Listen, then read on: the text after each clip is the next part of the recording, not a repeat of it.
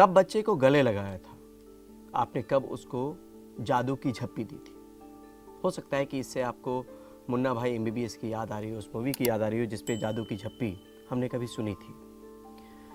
लेकिन अगर आप बच्चे को गले लगाते हैं तो उसके कई सारे फायदे हैं, और ये सिर्फ कहने के लिए नहीं, ये बात स्टडीज में साबित हुई है। नमस्कार, मैं परिमल कुमार।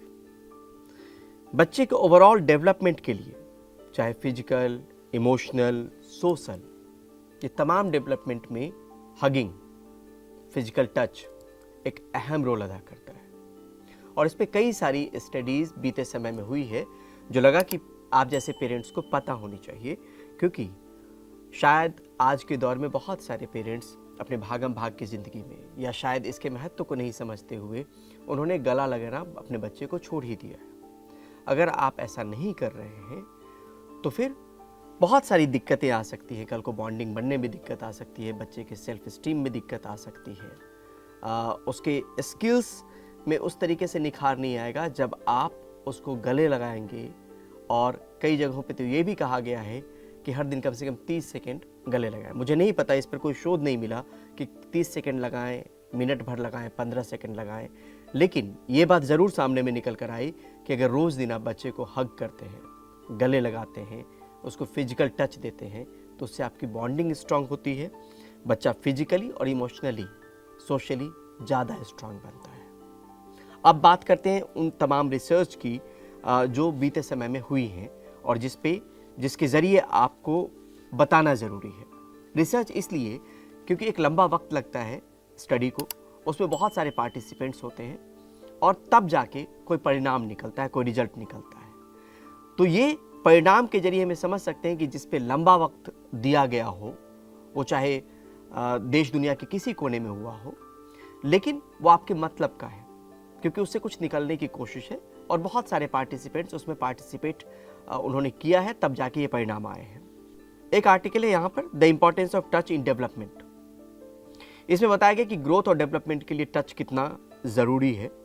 वो बच्चे को काम, confident, connected, physical, emotionally, socially आपको रखता है। स्प्रिंगर ओपन में एक आर्टिकल मैंने देखा, एक रिसर्च पब्लिश हुई, जिसमें कहा गया the importance of early life touch for psycho social and moral development. इस नाम से भी रिसर्च है, और इसमें दरअसल हुआ ये था कि रिसर्च से ज़्यादा ये एनालाइज किया गया था, और उसमें 130 इंटरनेशनल स्टडीज़ को एनालाइज किया गया था, जिसमें 10,000 पार्टिसिपेंट्स उसमें थे। और इसमें यह बताया गया कि ये improves mental and physical health. इसको किया था जर्मनी और नीदरलैंड के रिसर्चर्स ने, और इसमें यह भी बताया गया कि ये पेन, एंजाइटी, डिप्रेशन, अगर आप हग करते हैं, फिजिकल टच देते हैं, तो उससे कम होता है। शॉर्ट और जेंटल टच अगर होता है तो उसका भी पॉजिटिव इम्पैक्ट पड़ता है, और वो किसी भी एज ग्रुप के लिए, बच्चों पर भी, बड़ों पर भी। तो किस तरीके से टच का, फिजिकल टच का और हगिंग का इंपॉर्टेंस है, वो आप समझिए। यहाँ पर एक आर्टिकल यहाँ पर नेचर ह्यूमन बिहेवियर में भी आई थी, और स्टडीज में ये बात कही गई कि good hug slows down the heart rate and decreases the level of stress hormone cortisol in our bodies. तो जिस हार्मोन को लेकर बात करते हैं, कॉर्टिसोल को, उसको लेकर जो स्ट्रेस हार्मोन कहा जाता है, उसके लेवल को कम करता है अगर आप टच देते हैं, हग करते हैं किसी को भी, और ख़ासतौर पे अगर बच्चों की बात हो तो बच्चे को भी, तो उससे एक फ़ायदा होता है। दूसरी तरफ ये भी कहा गया कुछ रिसर्च में कि जिसमें ये बात आई कि ये आपकी रिलेशनशिप को स्ट्रांग बनाता है, बॉन्डिंग को स्ट्रांग बनाता है।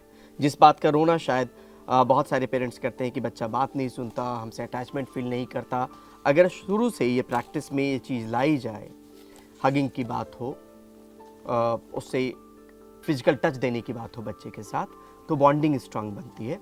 और इसमें रिसर्च में ये बात कहा गया है कि इसमें जब आप बच्चे को हग करते हैं तो ऑक्सीटोसिन नाम की जो चीज़ है, जो केमिकल है, वो सीक्रेट होता है, हार्मोन जो है, जिसको लव और कडल हार्मोन कहते हैं, और ये बॉन्डिंग के लिए, रिलेशनशिप के लिए बहुत इम्पॉर्टेंट होता है।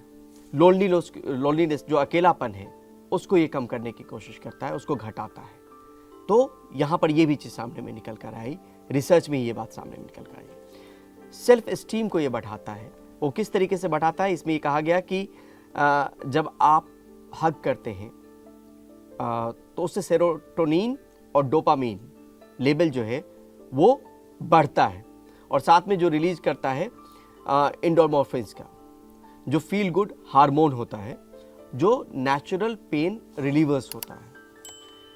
तो अब आप समझिए कि जिस को हमने कहा कि आप जादू की झप्पी दें, उस झप्पी के कई मायने मतलब हैं, साइंटिफिक मायने मतलब है, और समय समय पर उसकी स्टडी हुई है। और पेरेंट्स को ये बताना ज़रूरी है कि ये टच जो है, जो आप अपने बच्चे को दे रहे हैं, उससे उसका ओवरऑल विकास हो रहा है, उससे उसकी नींव, आप जड़ों को मजबूत कर रहे हैं, उससे उसकी कल के आने वाले कल को आप बेहतर करने की कोशिश कर रहे हैं। एक रिसर्च पेपर इसी में मिला, जिस ऑक्सीटोसिन का जिक्र हमने किया, उसमें एक आर्टिकल है जिसमें कहा गया कि the role of oxytocin in social bonding, stress regulation and mental health. Science direct journal में इसको पब्लिश किया गया था। 5 स्टडी हुई है, उसका रिव्यू इसमें किया गया था। तो इतने सारे मायने मतलब हैं इन जो इस तरह के हार्मोन्स हैं जिनका सिक्रेशन होता है बॉडी में, वो आपके हगिंग से, फिजिकल टच से, बच्चे को देने से वो चीज़ें उसमें आती हैं, और इसके ज़रिए आप फिजिकल, इमोशनली बच्चे को स्ट्रांग बनाते हैं, उसका सेल्फ स्टीम अच्छा होता है, वो आपसे कनेक्टेड फील करता है, बॉन्डिंग अच्छी होती है। तो पेरेंट्स को ये समझना ज़रूरी है कि कई बार हमने ये बात की कि अपने बच्चे को आप 3 टाइम वक्त ज़रूर दें। कहा जाता है ना, सुबह, दोपहर के वक्त, शाम के वक्त में, ये 3 टाइम मोटे तौर पे इसको लेकर भी चीज़ें मौजूद हैं, और इस पर हमने वीडियो भी बनाया है कि 3 वक्त आप अपने बच्चे को देने की कोशिश ज़रूर करें। ठीक उसी तरीके से फिजिकल टच देने की कोशिश ज़रूर करें, उसको गले ज़रूर लगाएं, उसको हग ज़रूर करें। उस हगिंग के अपने फ़ायदे हैं। और जाते जाते इस शोध के ज़रिए, स्टडी के ज़रिए ये कोशिश हमने की है कि आपके और बच्चे के बीच में बॉन्डिंग बहुत अच्छी हो पाए, उसका विकास अच्छे से हो पाए, वो आप समझ पाएँ। जो रिसर्चर्स ने अभी तक रिसर्च के ज़रिए प्रूव करने की कोशिश की और बताया है, जो ऑनलाइन डोमेन में आप अगर ढूंढेंगे तो आपको इसके फ़ायदे नज़र आ जाएंगे। साथ में एक गुजारिश आप तमाम लोगों से, जो भी ये वीडियो देख रहे हो, अपनी प्रतिक्रिया ज़रूर दें वीडियो पे, या और भी किस तरह के वीडियोज़ उनको पसंद है, जिस तरह के वीडियोज़ हम इस प्लेटफॉर्म पे लेके आ सकें, बना सकें।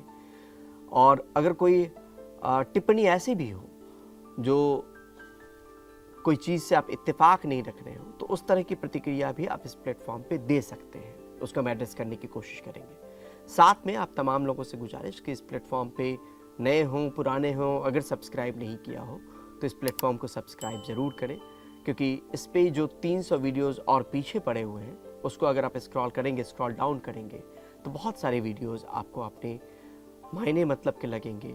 उससे बहुत कुछ सीखने के लिए आपको मिल सकता है, और उससे हमारा मोरल सपोर्ट भी होगा जब ये किड्डोक्रेसी का परिवार धीरे धीरे बड़ा होता जाएगा। बहुत बहुत शुक्रिया, धन्यवाद।